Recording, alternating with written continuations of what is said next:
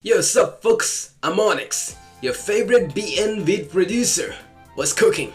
Anyway, today I'ma be playing some really weird game Vigilante Bro said I should try. So here we go.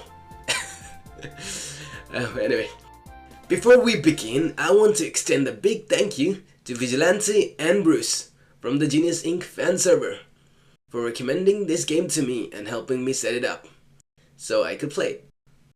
Kamaitachi no Yoru, also known as Banshee's Last Cry, is a thrilling murder mystery that keeps players engaged from start to finish. It's a story about two main characters, Toru and his girlfriend Mari, who stay at a ski lodge during a snowstorm. Soon, things take a dark turn when one of the lodge guests is found dead. Now, cut off from the outside world, the characters are pulled into a tense and puzzling murder investigation. The game kicks off with a classic murder mystery setup. Toru and Mari are just trying to enjoy their ski trip, but everything changes when a murder takes place. The atmosphere becomes intense as the group of lodge guests quickly realize they can't trust anyone. What's more, a snowstorm has isolated them from the outside world, meaning that the killer must be one of them. Right away, the tension rises, and you can't help but get sucked into the mystery. One of the most fun parts of the game is how you get to explore the crime scene. You play as Toru, investigating different areas of the lodge.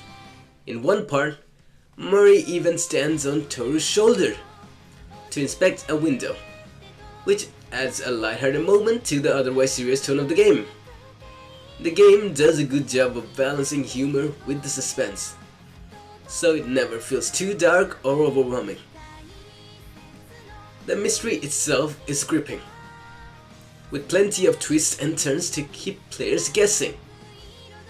The characters start discussing theories about the murder, about how the murder could have been committed, and you can tell the tension is getting to them.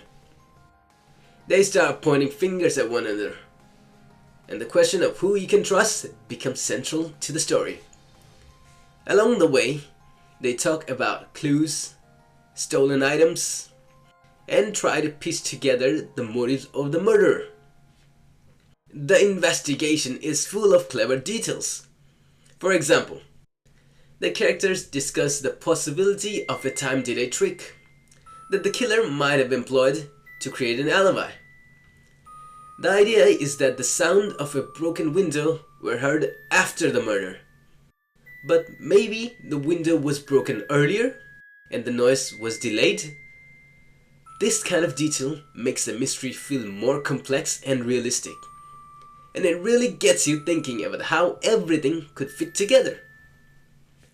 Another fascinating part is the discussion about tools the criminal might have used. The characters suggest that things like tape and a hammer could have been used to break a window without making too much noise. The game doesn't just rely on basic detective work. It introduces unique theories that make you wonder how the crime was staged. As the investigation continues, the tension builds even more. Toru has to confront several suspects, asking them about their whereabouts and motives. It's interesting to see how the characters react under pressure, with some getting defensive while others try to stay calm. Every conversation feels like it could be a turning point in the case, which keeps you on the edge of your seat. One of the highlights is when the characters discuss their alibis. Each person shares where they were at the time of the murder, but the group starts to doubt each other. There's a lot of suspicion, and it's hard to tell who's telling the truth. The game really plays with the idea of trust and how it crumbles when people are trapped in a dangerous situation. What makes Kamaitachi no Yoru even more engaging is how it uses small details to build a mystery. For example, Mari's weight is mentioned during a scene where she stands on Toru's shoulders to inspect a window. At first, it seems like a joke, but it ends up being important to the investigation, showing how even the smallest details can be relevant. By the way, that's a misinformation, just so you know. That's how it's gonna be in the game. Something that looks like a clue could end up becoming a trap to mislead you. Another detail is the stolen 2 million yen, which adds a motive for the crime. Suddenly, the stakes are higher, and it becomes clear that this wasn't just a random murder. The criminal had something to gain. As the game progresses, the mystery becomes even more layered. The idea of a locked room mystery is introduced, where the killer seems to have no way to leave the room after committing the crime. This adds an extra level of complexity, making you think even harder about how the murder was pulled off.